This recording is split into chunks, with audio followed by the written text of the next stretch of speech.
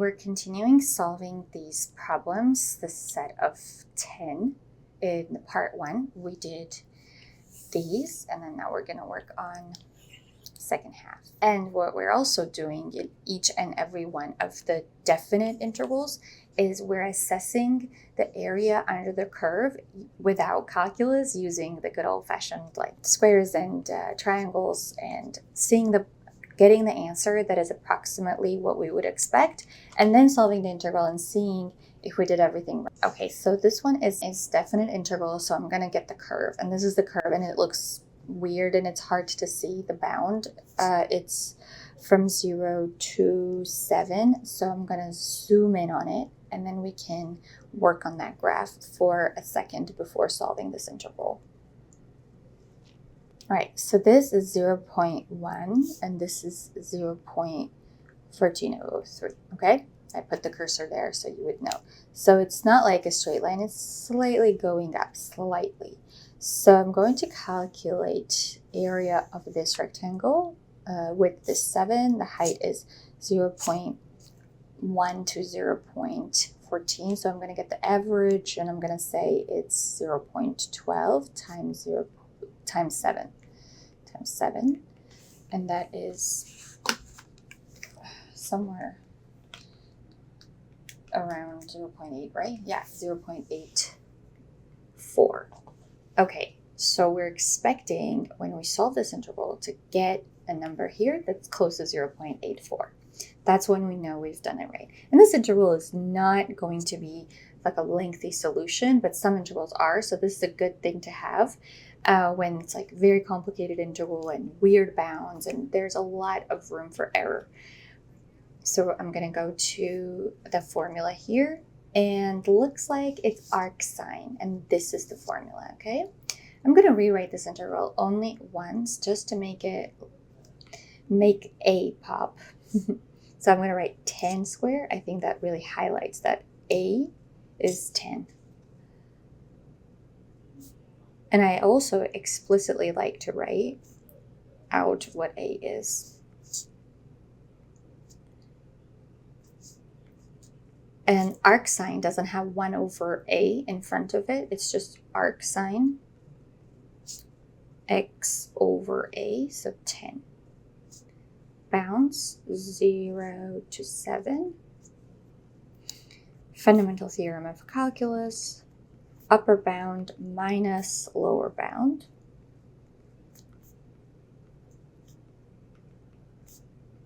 Zero over 10 is 0. Okay, now a little bit of analysis here. What is arcsine? That is, the question is which angle, sine of which angle gives you 0? Well, 0 does. Also other angles because it's a periodic function, but first one is 0, and that's good enough. So we're going to say this is 0. Then arcsine 7 over 10, I don't know, but this is looking good because sine of some angle always has to be less than 1, and this is less than 1, so that's looking good.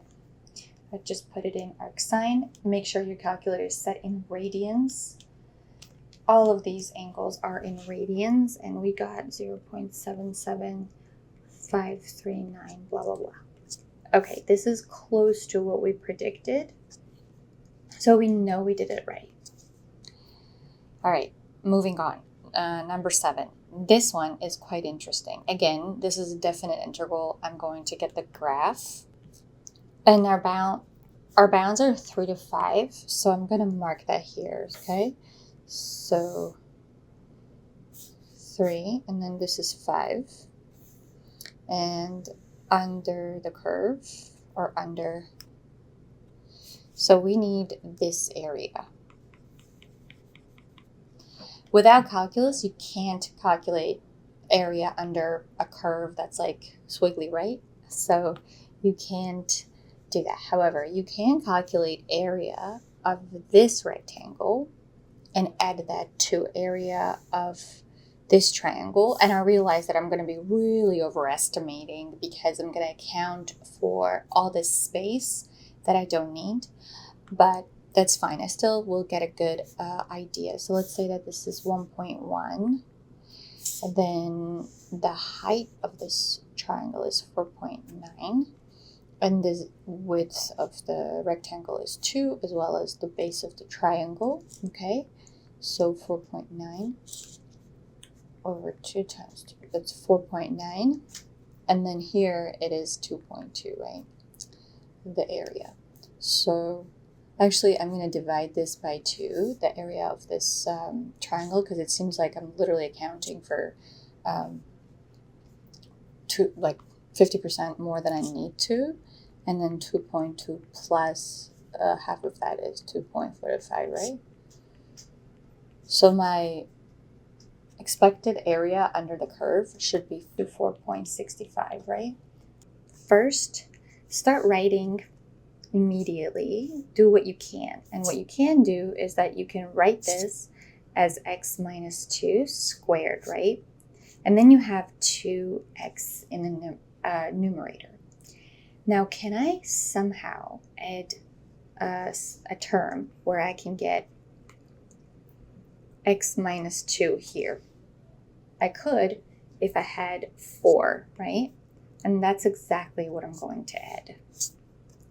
So let me write in white what I did have, and what I'm creating is minus 4 plus 4, because you have to subtract and add the same number so that they would get canceled, and you're basically adding 0, which is allowed and legal in mathematics.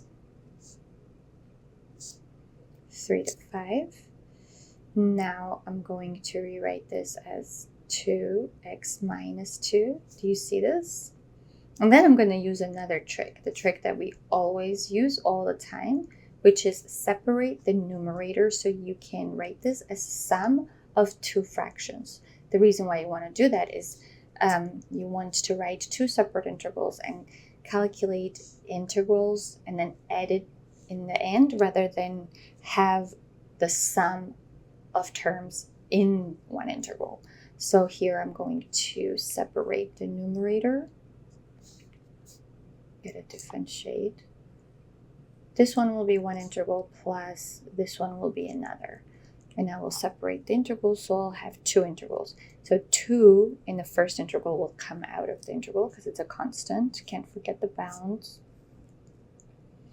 I have x minus 2, x minus 2 squared dx. And the second integral is 4 comes out of the integral. Almost dx, x minus 2 squared. That's it, okay? And I'm going to cancel this and one of that.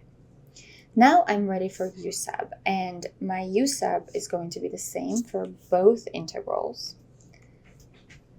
And I am going to change the bounds, because when you're solving the definite integral, the final answer is going to be a number. It's not going to involve variable x or variable u, so you don't have to go back to the back substitute and any of that. U is going to be x minus 2 for both. So this and this, but it's squared here and it's not here. And then du is simply dx, because derivative of x is 1 and derivative of any number or constant is 0. Anytime your du equals dx, u substitution is optional. You can do it if it helps you stay organized, but you don't have to. You can kind of treat this as if it was u and continue solving it. I'm going to go with u substitution in this case because I'm going to get new bounds, and I think that's a little too much to keep track of without writing it down. So I like to do u sub upper bound, and I put 5 here. Wherever I see x, I put, this is the relationship between u and x. So if you want to get u sub 5, you put 5 here. If you want to get u sub 3, you put 3 there, okay? So that is 3. And u sub 3 minus 2. This is a recipe how to get u from x, any x that you put in there. So these are my new bounds. I'm going to rewrite both of these integrals in terms of u's. So this one is du over u, and this one is du over u squared.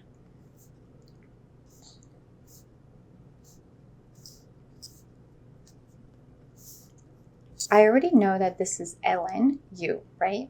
That's one of the basic rules for integration. This one is power rule. But when you write it like this, you bring up 1 over u squared up with a negative power. That looks clearer that this is power rule, that I'm going to use power rule here. So I already take integral in this step. And this is 1 to 3.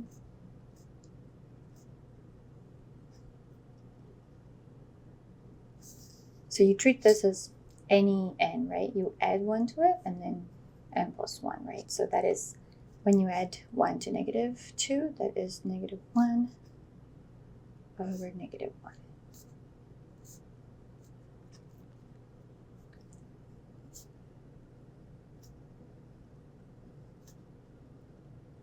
ln 3, you don't need absolute value bars because 3 can never be, negative, so you don't have to worry about that. And this negative comes out here, and it will turn 4 negative. And I'm going to now bring u downstairs because it's to the power of minus 1. So 1 over 3 minus 1 over 1, or 1. All right, now this is 0. Why? Because e to what power equals 1? E to the power of 0 equals 1. So that's why ln of 1 is 0. So you don't have this term. You have this term, and this term. So 3 terms in the end. So you have 2 ln 3 minus 4/3, and you have plus 4. This 2 comes here as as a power, right? Log rules, and that will be 9. Minus, you combine that, that's plus 8/3. Let's check if our answer is 4. We got through our assessment. Let me erase these, make it look too cluttered. From our little assessment, we said that our answer should be close to 4.65, right? And let's see what we get here.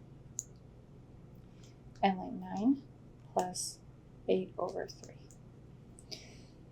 We got 4.86. That's pretty close.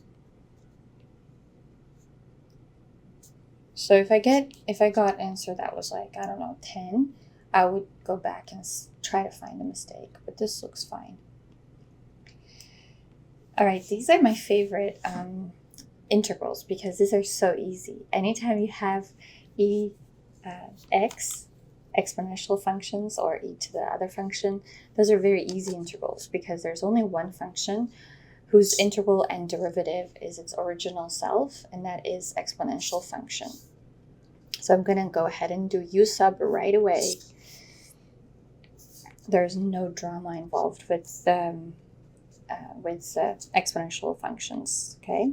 So, okay, here's the thinking. What do I assign u to? I already told you, but the reason I know that is because I have somebody's derivative sitting here. And whose derivative is cosine? It's sine's derivative, right? So I say u is sine, and du is cosine x dx. Because with u sub, you're always thinking one step ahead. If you have du, then you back engineer the answer of what u should be, because you're looking at somebody's du derivative is sitting there, and whose derivative is cosine? Sine. Well, that is your u. That's how you know it. Okay, so that's pretty much all that I needed to do. Do you see that this is what I have, and that is du. But e to the power of u du. That's the answer to it. I told you, it doesn't change. Integration doesn't do anything to it. Derivative doesn't change it. It's just unbudgeable function and you back substitute, because it is not a definite integral, you need to your answer to be in the same in terms of same variable as you started with. All right, again, another exponential function. So you see somebody's derivative is sitting here. Whose derivative of that is x? It's x squared's derivative. Well, there's x squared. Can I have negative x squared vu? Yes, because exponents don't scare constants like -1 doesn't scare us, right? Because we know that derivative is going to kill it. Derivative massacres constants. That's -2x. So you can put -2 on the other side.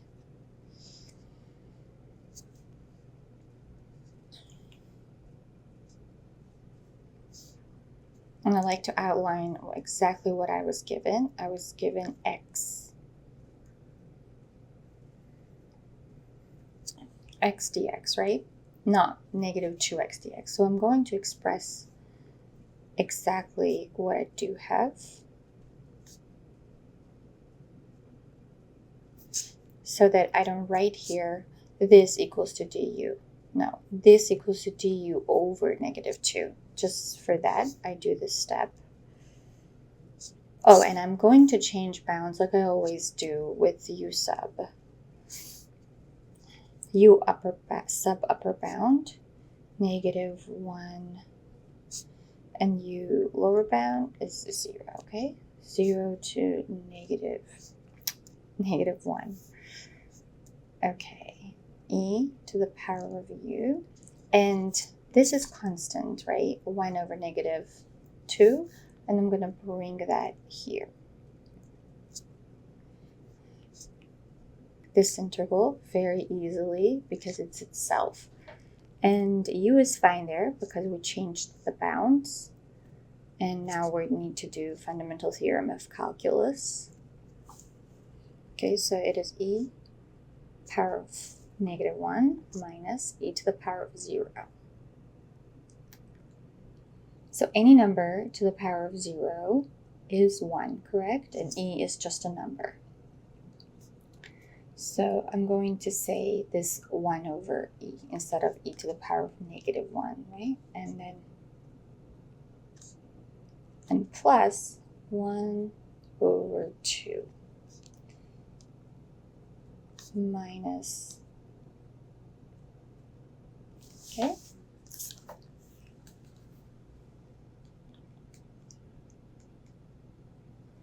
Oh, we did not assess this. I was like, what did I expect this to be? And we don't know. I have no idea. Let me get the graph. 0 to 1. Okay, this is the graph. Let's assess it quickly. I started solving it without the assessment. Okay, so 0 to 1, right? So yeah, I'll just calculate area of this rectangle.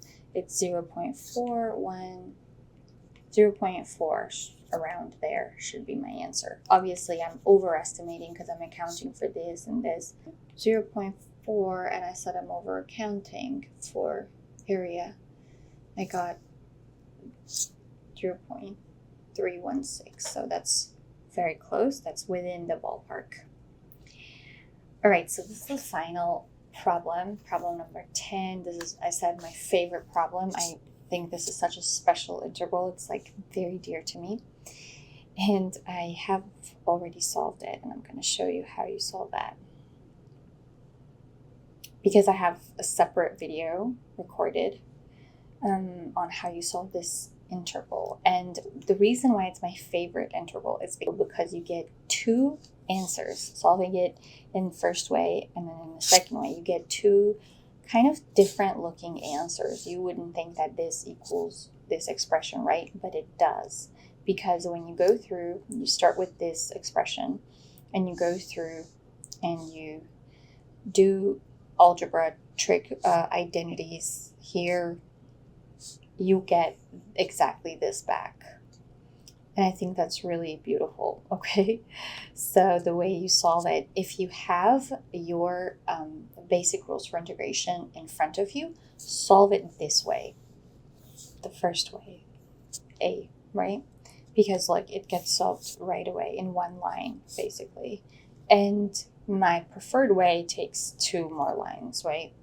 But if you don't have, these are less common integrals. Most people don't remember integral of cosecant and cotangent. If you don't have trig rules and integration rules in front of you, then go through with multiplying it this by its conjugate. Its conjugate is the same thing with the opposite sign, so you can write it as difference of squares. You want to write this because you want to go express this as sin square, and this equals to sin square, and that comes from this very fundamental relationship, which is Pythagorean theorem written in the language of trigonometry. Okay, once you express that, you cancel one of this, and this becomes your u, and then du is the rest of it. Okay, then you take this integral, which you always remember how to take, because you take ln, you take 1 over u du integral all the time. That's simply ln, and you back substitute this, and that's your answer. With the first way, this was your answer, and the reason why this is my special integral is because this expression is the same as this expression, and here is the solution and math for it. If you want to check, you can put pi over 2 here and pi over 2, pi over 2, pi over 2, and see if what you get. Here you get 0, and here you get 0. You can't put pi because cotangent is undefined on pi, because derivative cotangent is cosine over sine, and sine is 0 on pi, so you would have 1 over 0. So pi over 2 is a good one to test here. And then this is the math. So you write this minus this expression, which using log rules, it's this divided by whatever term has minus, which is this. So this goes in the denominator. Then instead of cosecant, you write 1 over sine. Instead of cotangent, you write cosine over sine. And then these have the same denominator, so you combine it. This stays there. And this sine comes up here, right? Because it's this divided over, so that pops up. This is sin square. Then this equals 1 minus cosine square x, right? From that Pythagorean formula. And you expand this in its conjugate pairs. These get canceled, and you get this back. What you get from my preferred way of solving it. So these two are the same. I asked ChatGPT, and it said it's not, but it is.